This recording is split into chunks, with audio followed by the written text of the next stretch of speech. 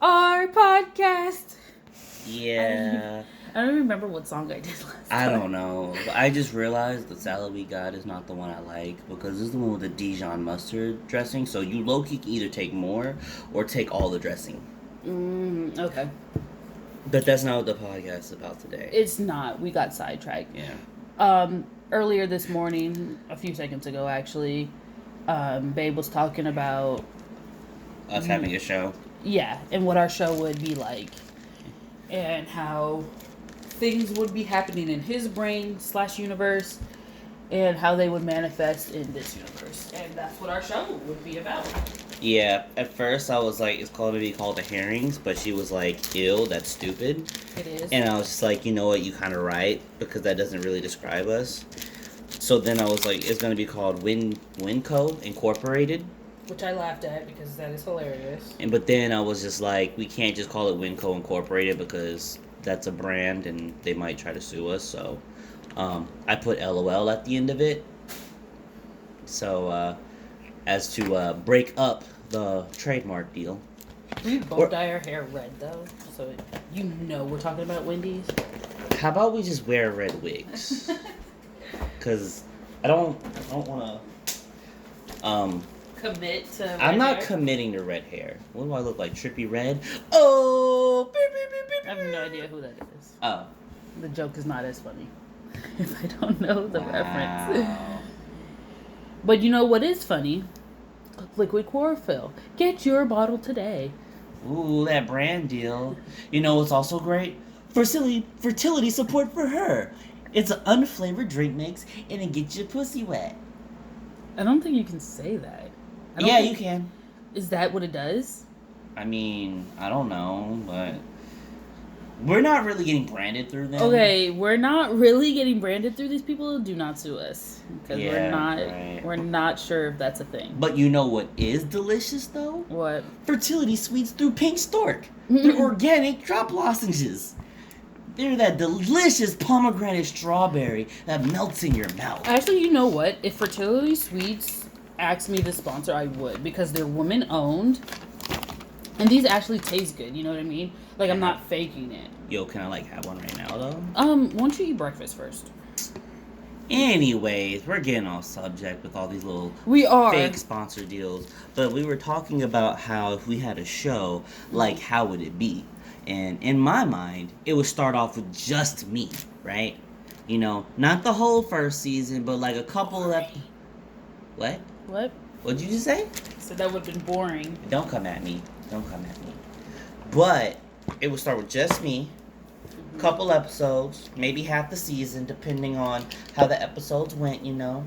And it would just be me doing hijinks in my mind because Wendy's wasn't titillating for my brain, you know.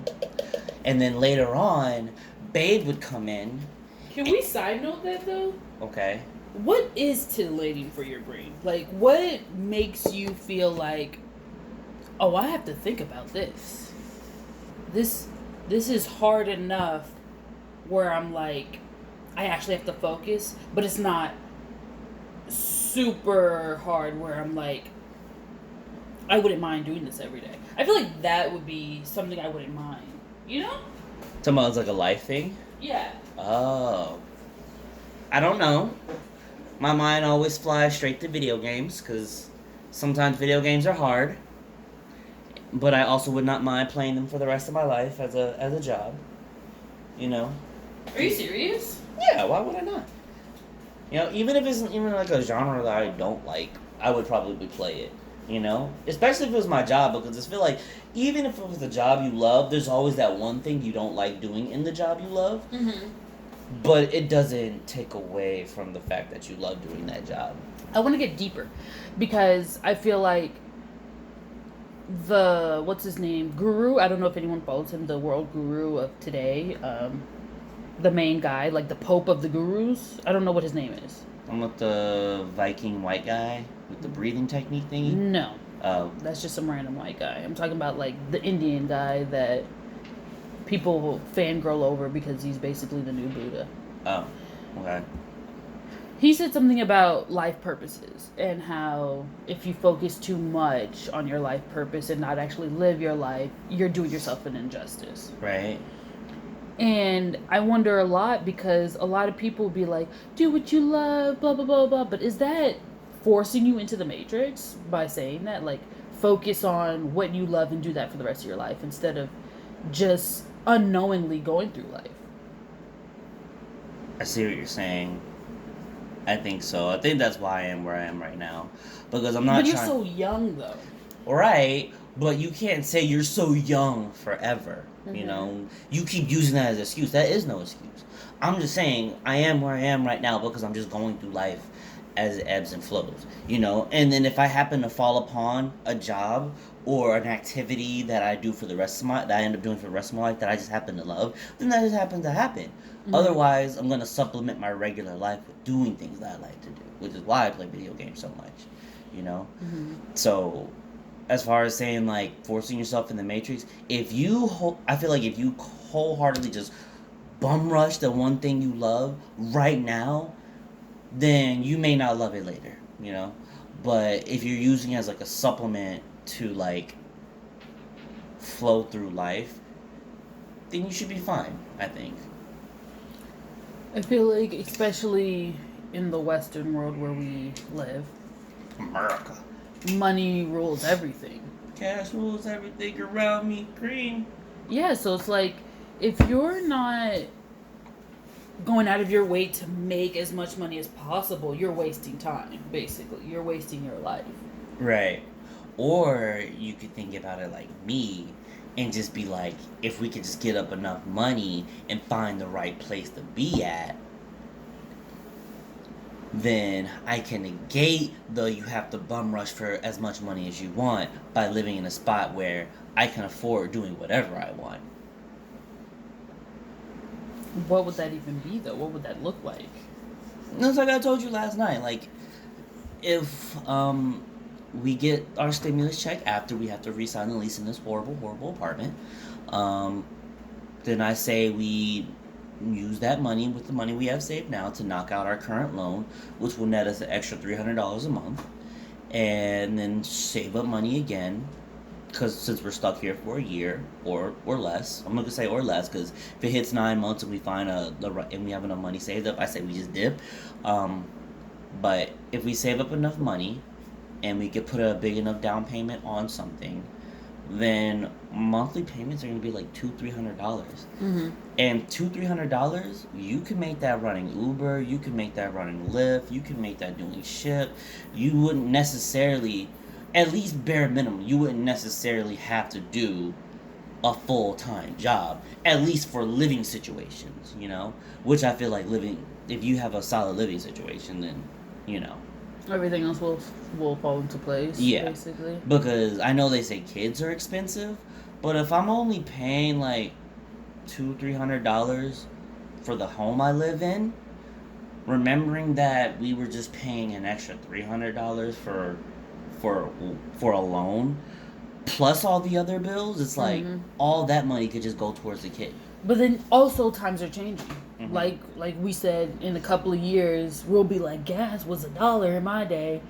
And like not even too long ago, gas was 50 cents. So the standard of living also changes. So yeah, which I think is fine, you know, but just like back in the day when gas was 50 cents and all the old people then were buying homes, they still own their homes now. Their homes have either appreciated or stayed the same. That's not going to change, you know? Mm-hmm. You'll have that. So that will be one less thing for you to worry about if you think about it, you know? Because if they didn't own their homes and they were living in an apartment, then they would have to worry about, back then, living in an apartment was like $30, $40, $50 a month. And now it's $600-$700 a month. No, correction. It's $800-$900 a month for a studio apartment with no personal space for when company comes over. So, you know, if we get ahead of that and get us a home and own our own cars, because technically we own our own cars, but now we just got to own our own home, and then we low-key will be set to be like, if ultimately we lose our jobs, and we don't have a steady income, we already own our home, and we own both of our cars. In worst case scenario, we drop the insurance on our car, send them plates back, and be like, whatever, you know. You could Uber everywhere at that point, and then once you get on your come up, you can get your car back, you know. But the world is going that direction where I feel like a lot of our dynamic is you have an idea for every worst case scenario, and I don't even fathom ever having to do that. I just like to know. I feel like I'm always thinking to go up. Like, I've never expected to go down anywhere. Look, I never want to go down. Mm-hmm. But as we know, the universe will do whatever it wants to do to you. You know? Good karma or not, you know. For all you know, you need to be put in such a negative situation to improve someone else's situation, to improve another situation. Mm-hmm. But if you only stay in your positive situation, what are we going to do? Stay in our home all the time, and we never help improve someone else's situation that, you know, ripples through the world or something. Let's go off on that, but you never go out of your way to help someone else's situation. I feel like, especially random people. Yeah, not right now. But that's what I'm saying. Like, just because it presents itself to you doesn't mean like you have to. Oh shit! This is my chance to do something positive and ripple in the world. No, when it comes to you and you feel it in you, you'll do it. But if you don't feel it in you, you can do it. But how do you know what other people feel in them? I don't know what other people feel. I only know what I feel. And just like I was like the other day, like, oh, you know what I'm talking about. You were like, oh, did you do it? I was like, no.